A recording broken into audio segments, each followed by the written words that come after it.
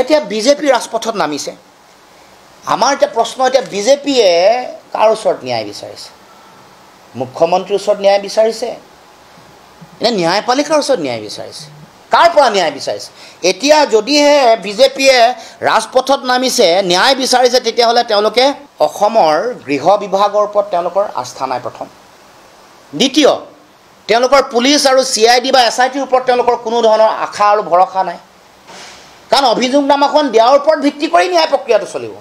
ন্যায়পালিকাই গোটেই সেই অভিযোগনামাখনৰ ওপৰত ভিত্তি কৰিয়েই ন্যায় প্ৰদান কৰিব।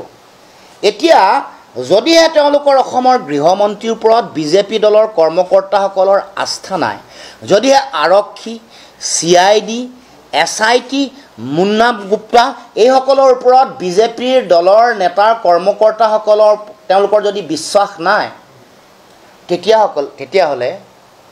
তেতিয়াহ'লে গৃহমন্ত্ৰীয়ে ইয়াৰ নৈতিক দায়িত্ব স্বীকাৰ কৰিব লাগিব। কাৰণ গৃহমন্ত্ৰীয়ে আওপকীয়াকৈ নৈতিক দায়িত্ব স্বীকাৰ কৰিছে, কৈছে যে অভিযোগনামাখন দিয়াৰ পিছদিনাখনেই তেওঁ ৰাজপথলৈ আহিব।